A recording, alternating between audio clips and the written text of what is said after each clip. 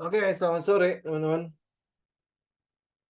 Oke, kita mulai ya market review kita hari ini ya. Nah, hari ini kita mau bicara tentang screening lagi ya. Jadi kalau kemarin mungkin minggu ini lah ya, terutama minggu ini udah banyak yang mungkin sudah melakukan taking profit gitu ya. Jadi butuh tambahan saham yang lain pasti dong ya. Kita butuh mencari sekarang kan ceritanya udah punya cash nih. Terus apa yang harus kita tuju nih? Cash ini harus kemana kan? Ya, jadi kita akan bahas itu hari ini ya. Hari ini mungkin nggak akan cukup untuk 11 sektoral, tapi nanti beberapa sektor yang akan kita lihat ya. Oke, indeks harga saham gabungan, oke ya, begitu-gitu saja ya. Jadi kita udah bypass aja. Nah, kita mau lihat sekarang beberapa sektor. Ini kan ada 11 sektor nih.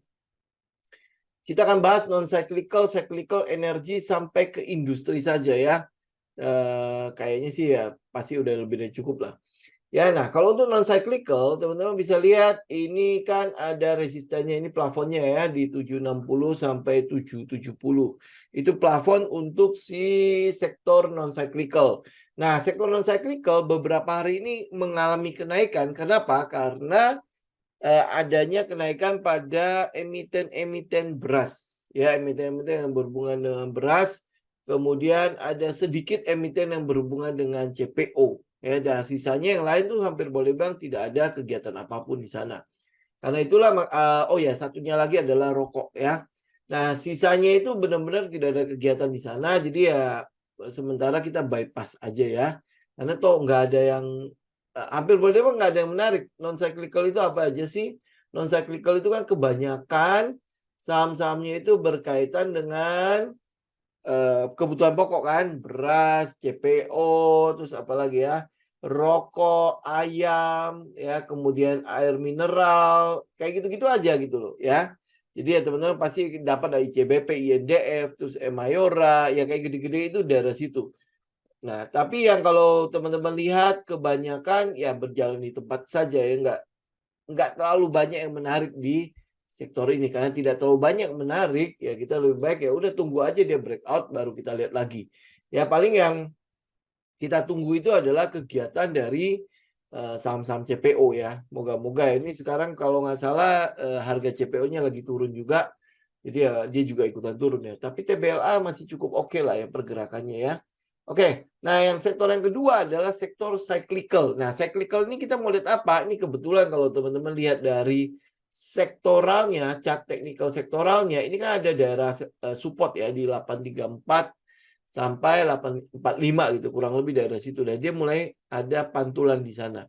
Ya, setelah naik, jadi setelah breakout dari resisten di sekitar 900, ini chartnya si itu ya, chartnya sektor cyclical ya. Nah, jadi ini sudah ada koreksi di situ, kemudian sudah mulai ada pantulan di sana. Nah, karena ada pantulan, kita mau cek nih, apakah di support ini juga cukup banyak nih saham-saham di cyclical ini mendukung pergerakan itu ya saham-saham dalamnya. Nah, kalau di cyclical, teman-teman mungkin lihat ada retail di sana, saham-saham retail lah ya, saham-saham kayak Era, Is, Mapi, ya itu pasti ada di dalam situ. Kemudian saham-saham hotel. Ya, intinya saham-saham saham-saham yang cyclical yang bisa diganti ya. Jadi teman-teman bisa lihat di situ ada Era, di situ ada hotel, ada Is juga di situ. Ya, kemudian LPPF ini matahari ya. Kemudian dan lainnya. Nah, untuk mempersingkat waktu, teman-teman mungkin bisa lihat nanti yang lain-lain lah ya. Tapi ini dari berapa saham nih? Dari total 100, banyak ya. 151 saham, 151 saham. Jadi kalau teman-teman lihat teknikalnya yang menarik itu apa? Kita ketemu ada sekitar 3. Ya, yang lain teman-teman bisa lihat. Contoh misalnya kayak DRMA auto, mungkin kita sudah tidak memperhatikan itu karena memang udah cukup tinggi, auto itu udah 100% lebih. Ya, kemudian DRMA juga sama udah 100% lebih. Jadi nggak mungkin dong kita kejar itu lagi, apalagi auto auto auto baru TP ya. Jadi kita juga belum tahu apakah dia akan lanjut apa enggak. Tapi jelas DRMA auto itu sudah cukup tinggi. Jadi kita nggak mungkin kejar. Jadi kalau dikatakan risk-nya ya mungkin itu udah kenaikan juga mungkin udah terlalu terbatas gitu, kecuali memang ada sentimen yang lebih menarik lagi ya. Jadi yang kita lihat itu paling cuma tiga. Tiga itu adalah ACE. ACE itu paling cuma untuk ngelanjutin tren. Jadi kalau teman-teman masih punya ACE, masih simpan ACE sampai hari ini, ya sudah tinggal ikutin aja. Targetnya kan 800 sudah capai. Kemudian target yang kedua itu di 1000. Ya, di 1000. Jadi kalau dia 1000 udah capai, nanti kita lihat lagi apakah dia mungkin akan ada tren selanjutnya atau tidak. Tapi kalau enggak ya sudah, berarti kita berakhir di 1000. 1000 juga itu juga udah beggar kok. Ya, jadi ini karena kan sebenarnya gini, kalau teman-teman bicara mengenai ACE, kok masih di hold? Karena kan kita masih bicara bahwa dia masih dalam rangka pemulihan pasca COVID, ya pasca kegiatan COVID kan. Nah, jadi ini yang sedang kita press ini tuh untuk pasca COVID-nya. Jadi memang ada pergerakan atau kegiatan usaha mereka yang mulai pulih kembali ya, mungkin bisa lebih tinggi daripada sebelum COVID ya, jauh-jauh lebih baik ya. Karena itulah makanya kita mencoba untuk memprice in itu ya. Jadi kalau ini kan LKQ3 itu kelihatannya bagus ya, akan lebih bagus daripada Q2 ya, lebih bagus juga dari Q3 di tahun sebelumnya. Udah pasti lebih bagus dari Q3 sebelumnya kan. Nah, jadi ini yang kita mau lihat itu adalah adanya price in nanti di Q3. Nah, apakah nanti ada euforia dari 800 ke 1000-nya itu dengan cepat? Ya kita tinggal tunggu aja. Jadi kalau dia ada euforia, teman-teman tinggal siap-siap aja. Ya, itu ACE ya. ACE saya nggak akan ngomongin soal teknikalnya lagi, cuma udah tinggal ikutin trend aja. Kemudian satu IMAS. Nah, IMAS mungkin agak menarik itu. Kenapa kita mau memperhatikan IMAS? Adalah gini. Teman-teman lihat ya, dia kan sudah naik lumayan tinggi.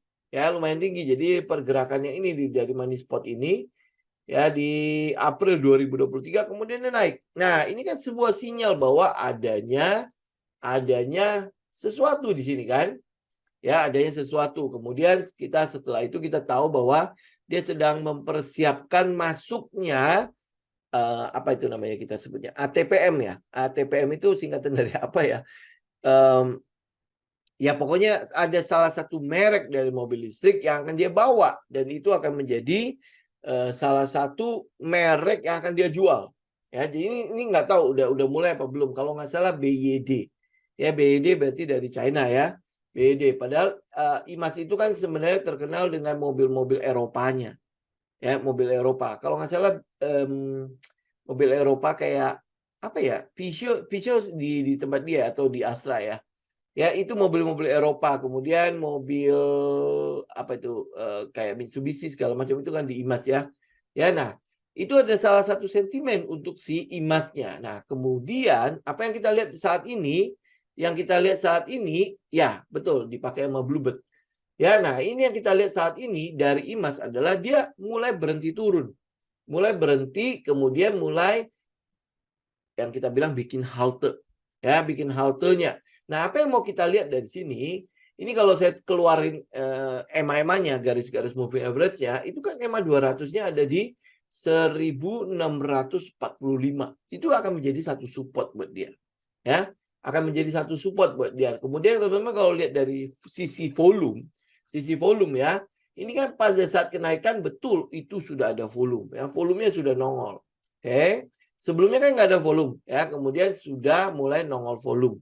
Jadi artinya ya sudah ada yang melakukan yang masuk lah ya, sudah ada buyer di situ. Nah, buyer ini apakah dia keluar pada saat penurunan harga ini? Yang kita lihat adalah volumenya itu cenderung turun, ya cenderung turun, kemudian naik kembali pada saat terjadi kenaikan harga. Ini kalau di VSA ya, volume pair analysis, kita sebutnya sebagai bullish activity. Jadi ada aktivitas bullishnya.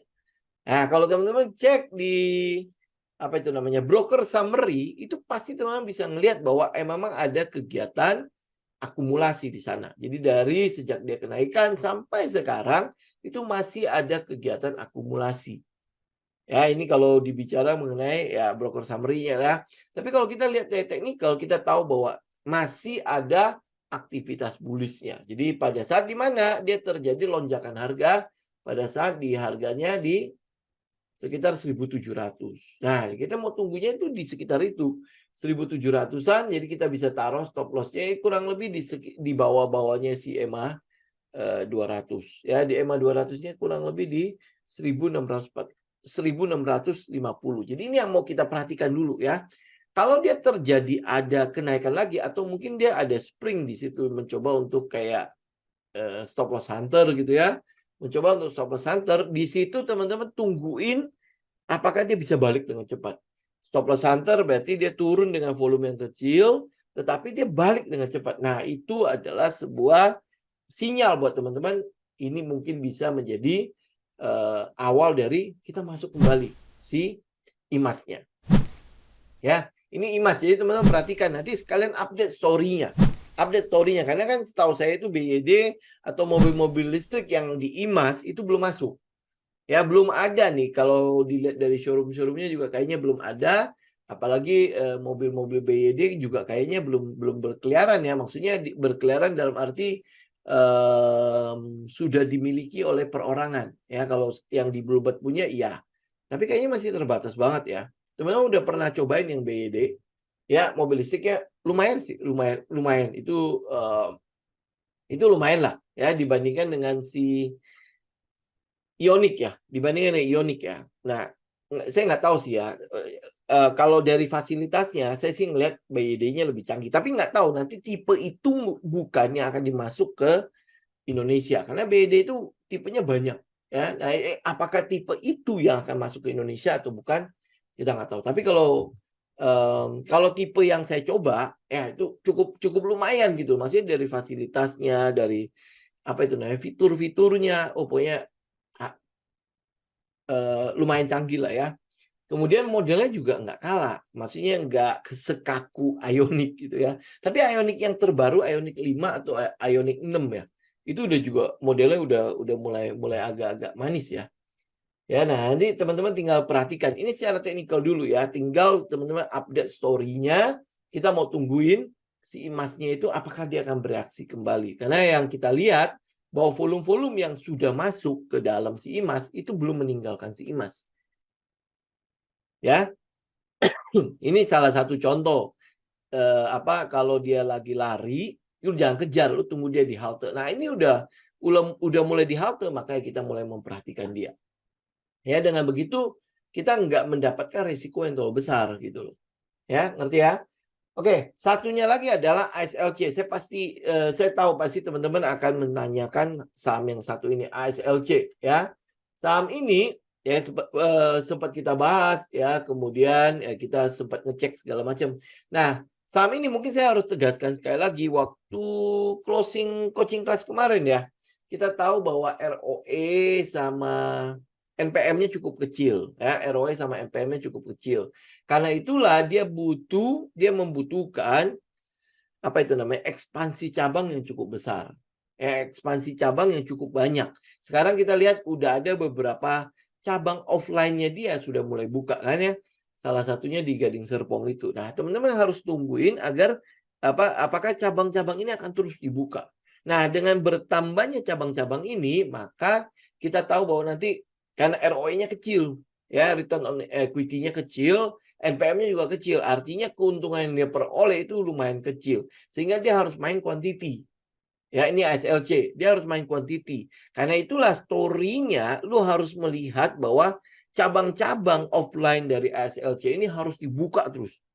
Ya, ada pembukaan cabang-cabang yang lain, ya sehingga ya potensi dia untuk menjaring ya. Karena apa? Karena kan ini beli mobil bekas kan kita nggak bisa kayak beli di Tokopedia ya, di mana tinggal lu masukin keranjang, kemudian bayar, mobil datang gitu kan, nggak bisa, betul nggak? Ya, kita mesti cek, kita mesti lihat, kita mesti test drive dan lain sebagainya. Ya, karena itulah makanya mereka kan sebenarnya punya poin-poin kan. Apa itu istilahnya ASLC itu, ada poin-poin di mana kita bisa ketemu ya antara si pembeli dan penjual dengan difasilitasi oleh si ASLC. ASLC namanya apa ya? Lupa saya, Caroline ya kalau nggak salah ya. Nah, difasilitasi. Nah, ini kebetulan sekarang dia lagi buka cabang-cabang. Jadi mungkin ada yang kayak mobil bekasnya yang sudah ready. Kayak punya Astra itu namanya apa ya? mobil 88 atau apa gitu lah ya kayak gitu. Nah, teman-teman harus cek apakah dia terus membuka cabang. Kalau dia terus membuka cabang, sebenarnya itu cukup bagus untuk si ASLC. Walaupun memang dari sisi operasional jadi bertambah, tetapi karena dia kecil di ROE dan kecil di NPM, itu harus dilakukan. Jadi karena dia butuh quantity kan. Gitu. Jadi apa yang teman-teman lihat dari ASLC, ya kita akan tungguin. Ya, kalau misalnya teman-teman mau masuk ke ASLC, ini kelihatannya masih akan testing ke support lagi nih, sekitar 80 sampai 77. Ya, ini kelihatannya masih akan ada testing ke support lagi. Nah, testing ke support ini itu harus jalan pelan-pelan. Harus jalan pelan-pelan. Ini kayak sekarang kan masih jalannya pelan-pelan tuh. Ya. Nah, ini jangan sampai dia gede. Ya, kalau dia punya pergerakan nih kayak gini nih. Ini besar, hati-hati. Ya, ini kan masih besar. Nah, ini udah mulai pelan-pelan nih turunnya. Ya, nah ini tinggal kita lihat nih. Tungguin di sekitar 7784 ya. Mungkin kalau seperti ini. Tapi kalau teman-teman ada yang lain, ya sudah lebih baik ambil yang lain dulu. Oke? Ini ASLC kemungkinan besar ini yang sebenarnya yang concern kita di ASLC itu adalah soal ROE sama NPM-nya yang kecil. ROE sama NPM yang kecil, ya ini yang makanya dia butuh quantity. Ya, karena dia kuantitinya besar, ya keuntungannya bisa berasa. Kalau kuantitinya terus kecil, nah itu keuntungannya pasti agak repot ya. Ngerti ya, teman-teman ya? Dia harus jual banyak gitu loh. Baru berasa untungnya. Kalau enggak, operasional enggak tutup. Gitu. Ya, oke. Kemudian teman-teman kalau satunya lagi adalah sektor energi. Nah, sektor energi ini sedang terbakar karena adanya kenaikan pada batu bara sama kenaikan pada minyak dan gas. Ini sektor energi. Ya, tapi sekali lagi kalau untuk sektor energi kita masih pakai ini buat swing saja. Ya, pakai swing saja untuk sektor energi. Ya, kita tidak melihat bahwa tren ini akan sustain, ya akan terus berkembang. Kenapa? Karena kalau minyak ini terus membara, ini agak repot karena akan berhubungan dengan inflasi. Ya, inflasi. Teman-teman tahu bahwa sekarang seluruh dunia itu sedang bertarung sama inflasi ini. Jangan naik. Ya, karena kan waktu di COVID itu kan sudah naik lumayan tinggi, ya terutama yang di Amerika lah ya. Nah, ini jangan naik. Nah, sekarang aja target The Fed untuk inflasi kan 2%. Ini masih 3,4% lebih. Ya. Nah, ini masih menjadi konsen ya, konsen dari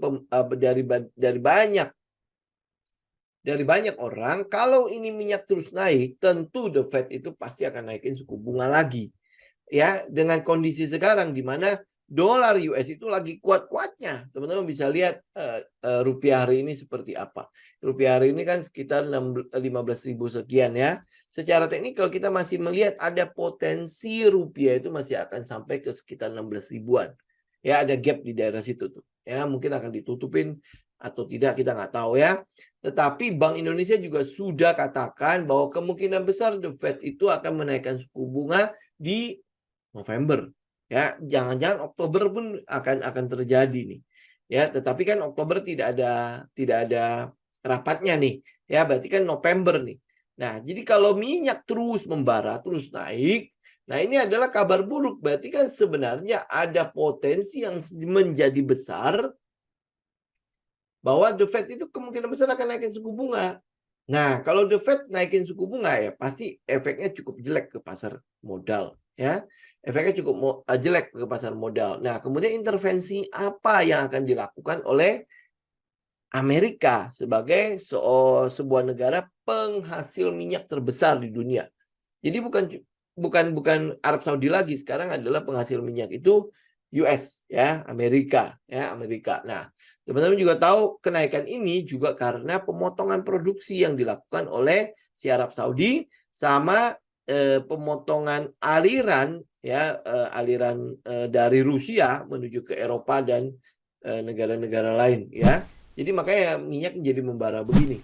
Nah, kalau dia membara terus, ini tentu tidak akan terlalu baik untuk perekonomian. Tentu tidak akan baik untuk perekonomian. Pasti ada intervensi di sana. Nah, karena ada intervensi nanti, jadi ya kita nggak lihat ini akan menjadi tren yang sustain, ya. Karena itulah balik lagi ke sektornya. Jadi yang kita lihat adalah saham-saham energi lebih cenderung kita pakai untuk swing, ya, untuk swing. Kecuali memang perusahaannya ada kegiatan ekspansi. Ya, ada kegiatan ekspansi. Karena itulah kita membahas perusahaan yang ada kegiatan ekspansinya dibandingkan dengan cuman buat swing gitu doang, ya. Teman-teman kalau misalnya mau swing itu ada dua kan ya, saham Elsa sama saham Medco. Tapi dua saham ini sebenarnya sudah cukup tinggi, ya, sudah cukup tinggi. Ini Medco. Kalau bisa lihat ya, nah dia ini ada potensi untuk dia pullback ke daerah sekitar 1.400. Itu untuk Medco. Jadi kalau teman-teman mau swing ya swing daerah situ. Ya, ini kan kalau teman-teman masuk di daerah sekitar 1.000, ya berarti kan sekarang udah ngantongin itu sekitar 60% ya. Iya. Ya, sekarang 1.600 kan. Ya, udah floating sekitar 60%-an ya. Karena itulah makanya kita tunggu dia pullback. Pullback itu di sekitar 1.400. Ya, nanti dia akan lihat seperti apa. Jadi ada potensi juga pullback sampai ke balik lagi ke daerah 1.000. Kenapa? Karena dari sini kan cukup kopong ya. Nah, tetapi kan kita masih lihat bahwa harga minyak itu masih cukup kuat untuk nanjaknya. Ya, nah kemudian kalau ini sekilas aja ya teman-teman ya. Korelasinya dengan harga emas adalah begitu ada kenaikan harga minyak, emas itu cenderung turun. Karena gini, kenapa korelasinya seperti itu? Karena biasanya harga minyak yang naik dianggap sebagai adanya kegiatan perekonomian, ya, karena itulah makanya emasnya turun, ya.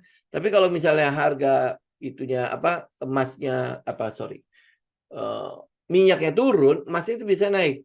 Ya, kenapa? Karena ada potensi terjadinya penurunan pada perekonomian. Jadi orang akan mulai memborong yang namanya safe haven, ya. Itu kurang lebih. Jadi cuma korelasi doang, ya, korelasinya. Apakah itu sedang dicerminkan oleh keadaan saat ini? Tentu kita nggak lihat itu, ya. Kita masih ngelihat ada pelemahan-pelemahan pada perekonomian. Jadi kenaikan harga minyak itu lebih cenderung disebabkan oleh hal-hal yang di luar perekonomian. Jadi pemotongan produksi sama konflik Rusia Ukraina. Jadi lebih ke arah itu ya dibandingkan dengan perekonomian. Oke. Ini yang kita lihat ya. Jadi tetap teman-teman pakai buat swing. Tapi kalau teman-teman udah lihat oh ini kayak udah ketinggian, sudah nggak usah masuk situ. Jadi nggak usah latah harus punya. Oke, kayak misalnya Elsa juga sama. Jadi nggak usah latah harus punya saham-saham seperti ini ya. Ini Elsa juga kan ada potensi untuk dia pullback ke daerah sekitar 400. Ya, jadi nggak perlu latah.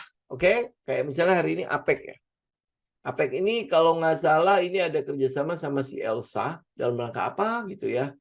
Nih ya, jadi karena kegiatan itu makanya ada kenaikan di sana. Jadi ini masih termasuk kejutan lah ya untuk si APEC. Jadi ya saya cenderung tidak melihat hal itu menjadi sesuatu yang harus teman-teman borong, apalagi ini tegak lurus begini. Ya. Nah untuk sektor energi apa yang kita perhatikan? Yang pertama adalah teman-teman lihat DOIT. Delta Dunia Makmur. Kenapa saya harus memperhatikan ini? Padahal itu naiknya juga udah cukup tinggi. Ya, ini naiknya juga udah cukup tinggi. Jadi kalau teman-teman koleksi di daerah bawah sini, di daerah sekitar 340-an, ya 340-an. Jadi kalau udah pegang sekarang, itu berarti kan floatingnya itu kurang lebih sudah 25, 20 punya saya kalau nggak salah 22-an. Ya, pokoknya antara segitulah ya. Ya 25 sampai 30% gitu. Dia udah floating sekitar itu. Apa yang teman-teman lihat dari DOIT? DOIT itu betul, teman-teman lihatnya itu adalah batu bara. Tetapi di balik itu ekspansinya itu luar biasa. Ekspansi yang dilakukan oleh Delta Dunia Makmur itu luar biasa. Karena itulah kenapa ada kenaikan harga yang jauh lebih tinggi dibandingkan dengan sesamanya saham batu bara. Ya, mungkin kesampingan seger ya, SGER ya, kesampingan itu. Ini yang kita mau lihat itu sustainnya. Ya, teman-teman bisa lihat ya pergerakan yang kita suka itu apa? Yang 45 derajat begini kan. Kalau seger itu kan begini. Ya, jadi ya udah saya kesampingkan itu. Oke. Nah, apa yang teman-teman lihat di sini, ini adalah kegiatan ekspansi bisnisnya ya yang dilakukan oleh si Delta Dunia Makmur. Jadi dia udah beli tambang tembaga, kemudian dia udah beli perusahaan kontraktor, ya kontraktor tambang yang di Australia, oke? Nah, anak perusahaan ini juga sudah menghasilkan buat induknya itu Delta Dunia Makmur. Dan ini sedang si Dwight ini juga sedang berusaha untuk mengumpulkan uang lagi buat ekspansi. Ya, kalau teman-teman ikutin teman-teman pasti akan melihat bahwa story untuk si Dwight ini cukup tinggi ya. Nah, apa yang kita lihat di sini untuk teknikalnya, kita sedang mau menunggu dia untuk pullback. Ya, pullback ke arah mana? Ke arah sekitar 400-an. Jadi lu beli di daerah sekitar 400 ya, 410 sampai kalau dia bisa dapat sampai ke 400. Ya, jadi kalau dia pullback, nanti akan ada pullback. Ya, nah, pullback ingat harus dengan volume yang kecil, ya. Harus dengan volume yang kecil. Jadi kalau dia udah mulai pullback nih, kalau saya pakai patokan si EMA 20 itu ada di 420, EMA 50-nya itu ada di 400. Jadi ya kurang lebih daerah-daerah situ itu bisa menjadi area yang cukup menarik untuk teman-teman ambil. Ya, stop loss-nya teman-teman bisa pakai EMA 200, jadi ada di 364, ya. Nah, kenaikan ini tentu teman-teman akan lihat ya, resistennya kan ada di sekitar 460. Jadi setelah dia pullback, ya yang kita harapkan adalah dia bisa jebolin 460. Jadi close di atas 460. Nah, begitu dia close di atas 460, teman-teman lihat sebelah kiri ya, sebelah kiri. Dari 468 sampai ke atas, sampai ke 545 itu gap. Itu gap kebuka, nganga gitu loh, ya. Ya, itu gap. Jadi kalau misalnya gue dapat nih misalnya di angka sekitar 400, average 400 ya. Kalau target gue ke 545 itu udah berapa persen? Itu sekitar 25%-an. Ya udah 100 perak lebih kan. Ya itu udah sekitar 25%-an. Ya ini aja ya udah cukup lumayan buat kita swing. Betul nggak? Ya, apalagi kalau story-nya terus berkembang. Nah, jadi karena itulah makanya duit teman-teman ya tinggal keep aja. Gitu kalau udah punya, apalagi udah punya dari bawah udah tinggal keep aja. Ya, kenapa story-nya kuat? Ya, ceritanya kuat sekali untuk perubahan terhadap fundamental si Delta Dunia Makmur. Ya, oke? Itu duit. Kemudian yang kedua pasti saya akan membahas PTBA. Ya, oke. Ya, Pak. Oh, masih kuliah, Pak? Ya, pasti saya akan membahas PTBA. Jadi apa yang teman-teman lihat dari PTBA, ini kan masih ada kesempatan untuk dia retest nih. Ya, ini retest. Kalau dia bisa retest sampai ke 2.800, 2.700 lagi, ya udah teman-teman bisa koleksi daerah situ. Ya, apa yang kita lihat? Ini sebenarnya simpel aja sih kalau lihat dari teknikalnya si PTBA. Kita cuma butuh dia tutupin gap. Nah, bagaimana dia bisa tutupin gap? Katalisnya apa? Ya ini gapnya cukup gede loh. Jadi kalau dari 3.080, 3.000 lah ya, 3.000 sampai 3.060.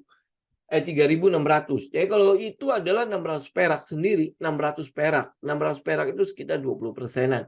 Ya, 20%. Apalagi kalau sampai dia harus tutup gap di atas itu sekitar 4.000. Jadi dari 3.000 atau 2.800 sampai ke 4.000 itu berarti ada 2.200.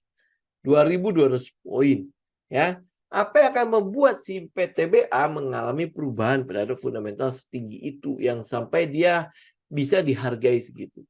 Ya, yang kita lihat itu adalah EBT. Energi baru dan terbarukan.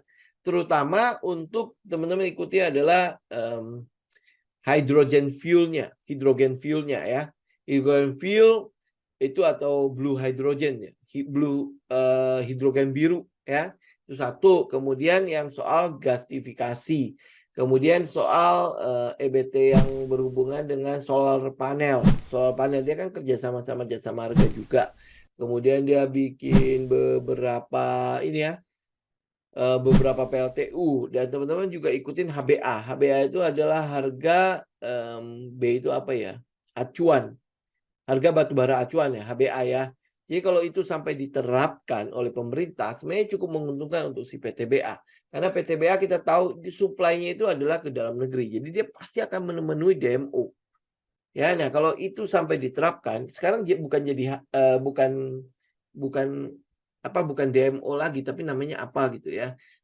Jadi ada bagi hasil. Lu boleh ekspor, tetapi lu harus bayar.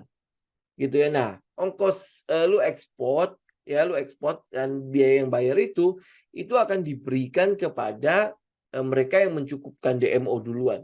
Jadi ya kalau misalnya PTBA DMO-nya cukup ya, nah dia akan mendapatkan apa itu namanya? Kalau kita bilang royalti bukan royalti. Ya, pokoknya itulah intinya ya. Nah, teman-teman tinggal pantau itu penerapannya kapan. Karena ini masih tarik ulur banget ya. Nah, belum lagi ke soal PLTU si Pelabuhan Ratu. Ya, PLTU Pelabuhan Ratu kalau diambil alih, itu berarti dia akan mengurangi ongkos operasionalnya dia yang kalau dari tambang jauh-jauh itu, dia udah dapat 2 ya. 2 PLTU yang pasti udah akan memakan produksinya dia sekitar berapa ya? 18 sampai 20 juta ton. Ya, 18 sampai 20 juta ton per tahun ya, per tahun. Bukan kuota, Pak. Bukan kuota. Ini kayak dulu apa gitu namanya. Nanti cek sendiri deh ya. Tapi itu ada namanya kok. Jadi lu kalau nggak memenuhi DMO, lu akan kena berapa gitu ya, berapa persen. Jadi lu mementingkan ekspornya. Ya, kayak gitu-gitulah ya. Oke, ya ini PTBA. Jadi apa yang teman-teman tunggu kalau dia bisa ke support, ya lu ambil daerah support. Tapi kalau enggak, ya berarti kan teman-teman ya bisa tunggu dia breakout. Ya breakout juga sebenarnya nggak perlu harus ngambil ke 3.000 sih. Breakout ya 3.000 ya breakoutnya ya. Kurang lebih ya, tinggal lu mau tunggu yang mana lah ya. Nah kemudian yang Huatian itu, yang PLTU Huatian itu sampai sekarang kita masih belum dapat kabar ya. Ya, nah itu harusnya akan ada price in untuk si PLTU ini. Cuman ya belum ada kabar, saya juga bingung. Ya, ya ini untuk si PTBA. Nah, yang terakhir itu adalah si ADMR. Ya, ADMR. Ini ADMR yang kita ambil itu bukan batu baranya. Ingat, ya ADMR itu yang kita price in itu bukan untuk batu baranya, ya. Yang kita price in untuk ADMR itu adalah untuk aluminiumnya. Aluminiumnya. Jadi kenaikan ini mungkin ya dipicu dulu oleh batu bara. Oke lah gitu ya. Ya, tetapi yang kita mau ambil adalah story mengenai aluminiumnya, di mana dia kerjasama sama CITA, Cita. Ya, karena kalau kita ngambil Cita kan nggak mungkin. Karena dia likuiditasnya begitu kecilnya kan. Karena itulah makanya kita ambil si ADMR-nya. Ya, ADMR kalau teman-teman sudah punya barang, ya sudah tinggal keep aja. Tapi kalau belum punya, saya mau melihat itu daerah-daerah kalau dia bisa retest ke sekitar 1.300-an. Ya, 1.300. Ini kita udah bisa lihat ya. Secara teknikal, teman-teman mungkin lihat ya. Ini kan dia masih turun ya. Ya, masih turun ya. Ini turun, kemudian turun lagi, kemudian turun lagi. Betul nggak? Ya. Nah, ini kan belum tentu dia downtrendnya sudah kelar. Betul? Ya, downtrendnya belum tentu kelar. Gitu. Nah, tapi apa yang kita mau lihat dari sini? Nah, teman-teman lihat adalah pergerakan yang sebelumnya nih. Pergerakan dari tanggal Mei 2023 sampai hari ini. Itu pergerakan apa? Itu adalah sebuah pergerakan yang sudah membuat change of character termasuk breakout structure. Ya, change of characternya di mana di sini? Ya, kalau saya tarik lebih ke atas itu terjadi di sekitar 1.300. Ya, tetapi kalau teman-teman mau lihat perubahan pada karakternya sebenarnya udah terjadi di 1.065. Ya, perubahan pada karakternya. Jadi dia udah naik. Nah, dia udah naik berarti dia belum ada swing low-nya. Nah, kita sedang menunggu dia swing low. Ngerti ya? Nah, begitu dia swing low, nah itu yang mau kita ambil. Nah, swing low-nya kira-kira di mana? Nah, sasaran saya itu ada di 1.300. Ya, 1.300. Kalau dia swing low ke daerah situ, ya ingat kalau dia swing low namanya swing low berarti retest, ya. Kalau dia retest berarti dia harus turun dengan pelan-pelan. Ya, turun dengan pelan-pelan. Oke. Nah, dia turun dengan pelan-pelan, kemudian volumenya juga kecil ya. Nah, itu retest. Itu retest. Ya, tapi kalau dia turun dengan cepat, itu bukan retest. Itu ya berarti kan memang ya gimana sih kalau namanya retest ya? Artinya si market maker di dalamnya itu masih apa namanya masih memegang barang dan masih melihat bahwa story-nya itu masih cukup kuat di situ. Gitu ya. Nah, satunya lagi betul ada di 1.000 berapa nih? Di sekitar 1.600-an sampai 1.700. Betul, dia akan ada penurunan satu lagi karena di situ ada gap. Ya. Jadi apa yang teman-teman lihat? Ya, ini ada dua potensi untuk teman-teman buy. Satu di 1.300, satunya lagi di penutupan gap ini. Sebenarnya di bawahnya juga masih ada gap ya. Tapi teman-teman ini ya, yang teman-teman mesti pastikan adalah potensi story-nya. Story-nya itu sudah keluar belum? Karena setahu saya sampai sekarang pembangunan smelter untuk aluminiumnya itu sudah jalan di atas 50% atau 60% gitu. Terakhir berapa ya? Sudah segitu. Berarti kan sebenarnya di waktu dekat ini itu smelter sudah bisa mulai berlaku. Ya, sudah mulai bisa jalan gitu loh. Ya, sudah mulai bisa jalan di mana bahan bakunya itu akan berasal dari si CITA. CITA ini adalah perusahaan tambang bauksit terbesar di Indonesia. Ya, selain Antam. Ya, ini Cita ini adalah yang terbesar. Nah, Cita itu mungkin terkenal dengan produksi aluminiumnya ya. Nah, aluminium ini sebenarnya adalah ini dibilang turunan ya, atau bahan bakunya itu adalah bauksit. Ya, bahan bakunya adalah bauksit. Ya, kebetulan bauksit ini sudah dilarang untuk diekspor. Ya, jadi kelebihan produksi bauksit itu berlebihan banget karena dilarang untuk ekspor kan. Ya, tahun depan baru tembaga. Ya, tahun pertama baru tembaga. Makanya kalau bicara mengenai bauksit sama tembaga, makanya ini hubungannya ke si doit di tembaga, si ADMR di bauxitnya. Ya, ini yang sedang kita mau perhatikan gitu loh. Kita mau lihat story-nya itu akan berubah menjadi sesuatu, terutama begitu smelter aluminiumnya si ADMR itu jadi. Smelter aluminium, oh ya ada ro ya. Nih ya, ini rampung, oh masih 2025 nih. Benar nggak? Nih ya, 2,5 triliun untuk bangun smelter. Smelternya berapa nih? Mana? Jadinya kapan? Di smelter 500.000 ton berlokasi di kawasan industri yang berada di Kalimantan Utara. Ya mungkin dekat-dekat IKN kali ya. Rampungnya kapan? Di semester pertama 2023 ini ada RO, ADMR, kok nggak ada rampungnya ya? Teman-teman cek deh ya, smelternya itu rampungnya kapan? Tadi sih sekilas kita lihat di 2025. Nah, ini yang kita mau kejar untuk si smelter ini. Jadi pasti akan ada price in untuk si smelter ini. Ya, ini yang untuk si ADMR. Jadi kita bukan ngejar untuk batu baranya. Memang ya ADMR itu punya batu bara metalurgi tinggi. Jadi sama seperti yang ditambang oleh kontraktor Doit di Australia ya. Nah, itu kurang lebih ya. Jadi ini yang sedang kita kejar. Jadi kalau misalnya teman-teman lihat ya, penurunannya kalau dia turun dengan cepat ke 1.300, lu jangan tangkap dulu. Ya mungkin dia akan ada di sekitar 1.000 lah, ya 1.060 sampai 1.080 itu. Ya, jadi ini teman-teman tinggal perhatikan bagaimana penurunan dari si harga ini. Harga ini akan memberikan kepada kita semua semua sinyal-sinyal ini apa yang harus gue lakukan. Jadi kalau dia turun dengan cepat, lu jangan melakukan apa-apa. Ya, sampai nanti dia mengecil. Oh, kalau di ini support ini terlewatkan, ya berarti teman-teman tinggal cek ke support selanjutnya. Ini kira-kira sampai ke support itu dia seperti apa pergerakan harganya. Ya, oke. Nah, ini kalau saya keluarin si EMA-nya, ini EMA 200-nya ada di 1.260. Jadi kurang lebih sekitar itulah. Ini harusnya cukup kuat. Harusnya ya, kalau kita lihat di situ ada support yang resisten yang berhasil dia break itu menjadi support saat ini.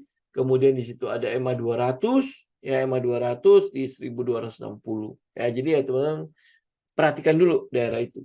Kalau dia turun dengan cepat, kita tunggu di bawah. Oke? Oke. Nah, kemudian cukup nggak? Teman-teman pasti nggak ada pertanyaan lah ya.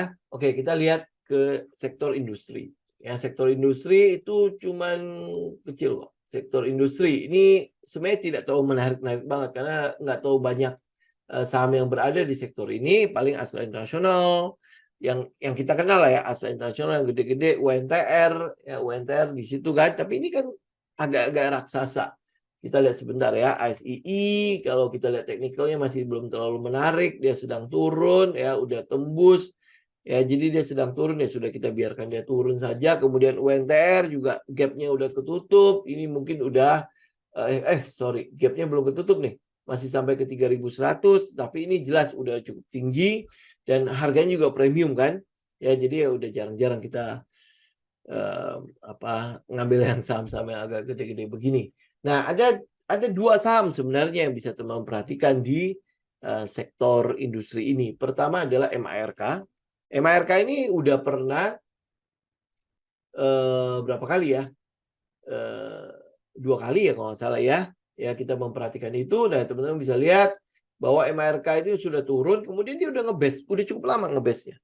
Ya udah cukup lama ngebase-nya. Jadi ini yang mau kita perhatikan, apakah base ini udah mau kelar atau belum.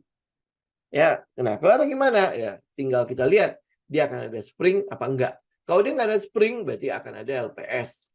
Ya, atau teman-teman udah tinggal ini potensi SOS-nya mungkin di daerah sekitar 750 sampai ke 850. Ya, ini mungkin potensi SOS-nya. Jadi mungkin dia akan naik, ya nanti juga mungkin kita akan lihatnya seperti itu ya. Nanti mungkin ada SOS dulu, baru akan naik lagi.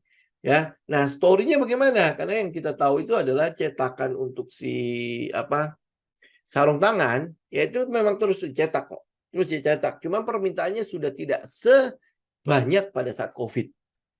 Ya, permintaan dulu yang waktu COVID itu kan sampai ngantri kan, ya sampai dia nggak perlu promosi pun ya, memproduksi berapapun pasti diambil cetakan mall tangannya kan, untuk si itu ya, untuk sarung tangannya. Sekarang bagaimana?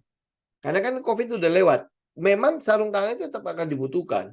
Nah, kebutuhannya berapa besar? Apakah dia akan balik lagi atau seperti apa? Lu cek. Tapi secara teknikal ini cukup menarik. Ya, kita nggak tahu apakah dia sedang redistribusi atau sudah akumulasi. Ya, yang saya nggak suka dari MARK sekarang itu adalah volumenya. Volumenya itu gede banget. Ya, volumenya itu besar banget sekarang. Jadi udah seperti saham-saham repo. Ya, ini yang juga teman-teman bisa jadi perhatian teman-teman ini. Nah, ini volume yang gede ini apakah akan hilang? Lu teman-teman cek ulang ya. Apakah sudah dijadikan repo? Karena saham ini cukup terkenal beberapa waktu yang lalu, mungkin masih dipegang banyak orang ya. Jadi akhirnya sekarang dijadikan alat tukar menukar ya, alat buat menjamin atau seperti apa. Ini teman-teman perhatikan di situ. Ya, tapi kalau misalnya lu ragu nih dengan volume yang gede-gede begini, sudah nggak apa-apa. Jangan diapa-apakan. Gitu, udah tinggal lewatin aja. Kalau misalnya kayaknya gue ragu nih, ya sudah. Intinya kalau di trading, kalau lu ragu, jangan pernah buka posisi. Ya, jangan pernah buka posisi. Ya, sama kayak di forex kan. Ya, forex kalau lu udah ragu sedikit, jangan buka posisi. Ini kayak kemarin tuh, masih ingat gak kemarin yang soal emas sama emas tuh, emas. Kan sebenarnya kalau hitungan kita kan potensi untuk naiknya kenceng, bener gak? Potensi naiknya kenceng. The Fed pasti mempertahankan suku bunga dan sebagainya toh. Nah, tapi apa yang terjadi? Kita lihat korelasinya di Euro USD sama si Pound USD beda. Nah, ini kenapa mereka mengalami turunan? Jadi maka dari itu, karena saya meragukan itu, saya lebih baik tidak. Ya, jadi udah saya tinggal take profit, tidak sampai ke TP. Ya, jadi kalau ragu, jangan buka posisi. Intinya di situ ya. Sama halnya kayak Mak. Kalau kita ragu, jangan ngambil posisi. Ini kan soalnya nggak ketahuan nih. Kenapa volumenya gede? Betul, seperti di SNG. Kenapa volumenya gede? Ini kalau dibaca nggak bisa. Ini kalau lu mau pakai price action nggak bisa. Gimana mau pakai price action? Apakah kita mendiadakan volume aja? Lihat technical technical dari itu candlesticknya, baca candlesticknya aja nggak bisa. Price action itu selalu dua hal ini berhubungan, volume dan pergerakan candlenya. Karena kan kita mau tahu anomali apa enggak. Ini jelas anomali banget. Tetapi secara ini trend setup dia cocok. Ya, dia cocok. Nah, ini yang sedang kita mau lihat.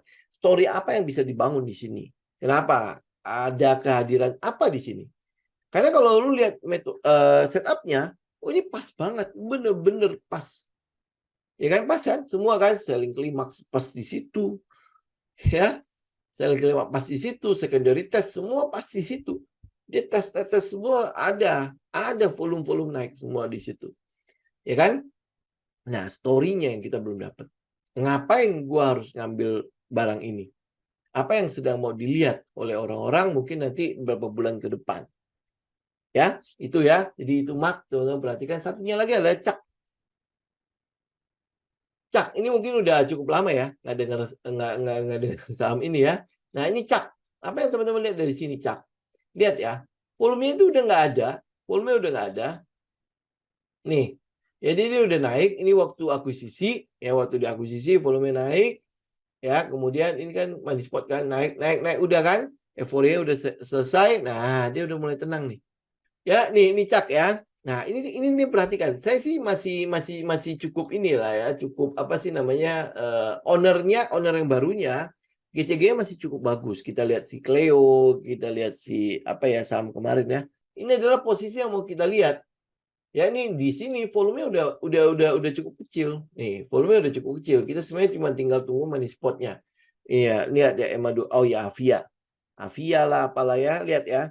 20, 50, 200-nya sudah mulai berdekatan. Nah, sekarang yang kita mau tunggu itu adalah volume sebenarnya udah pas semua. Ya, udah pas semua. Dan yang setahu saya, kalau saya tidak salah ingat ya, si owner barunya itu masih mengkoleksi si Cak. Masih beli loh. Dia masih beli. Nah, korelasinya, story-nya kalau misalnya saya boleh ini ya berandai-andai ya, mungkin itu akan berkaitan dengan IKN. IKN kan sekarang ya, kan bangunannya belum jadi. Nah, begitu bangunan jadi, kalau pas finishing dia butuh apa? Harusnya itu akan ada pengiriman cukup besar nih. Ya, barang ini ke IKN. Nah, kemarin waktu presiden ke IKN, teman-teman lihat nggak sosok yang satu ini? Ya, sosok ownernya. Masih ada ya. Ya, nongol di situ ya. Maksudnya ya, kita lihat ini apakah nanti dia dapat bagian atau mungkin dia ngobrol ya sama si Aguan, sama siapa lagi kan. Udah lu beli sama gue lah. Ya, siapa tahu kan lagi lobby-lobby di situ kan. Nah, secara teknikal sebenarnya ini cukup menarik. Ya, kita tapi story-nya apakah benar IKN itu akan ngambil keramik dari si Cak ini atau jangan-jangan dia ngambil dari Mulia ya, cuman ya saya nggak tahu sih yang Mulia seperti apa ya, tapi Cak ini cukup menarik secara likuiditas juga masih cukup oke. Ya kalau Mulia MILA itu gimana ya, beli susah ya kan, si Arna juga sama kan, belinya juga susah ya. Nah apakah ini bisa menjadi salah satu pilihan kita untuk ngelihat benar nggak ya, ada potensi nggak si IKN ini akan dapat apa gitu, dapat nggak dari sini ya proyeknya ya. Oke ya, saya pikir itu dulu ya, 3-4 sektor sih sebenarnya termasuk yang cyclical ya, yang non cyclical itu. Oke teman-teman, saya pikir sampai di sini dulu ya untuk hari ini. Nanti Senin baru kita bahas selanjutnya ya, siapa tahu nanti ada saham-saham lain yang bisa kita kolek lagi ya, jadi buat gantiin yang Tekim udah ke TP. Terus apa lagi ya hari ini ya, kayak konstruksi juga mungkin udah ada yang TP ya. Jadi ya kita coba lah ya, siapa tahu bisa ada incaran-incaran lain ya. Oke, thank you semuanya, happy weekend ya. Semoga sehat selalu. Kita ketemu lagi nanti di Senin mendatang. Oke, God bless semua. Saya izin pamit.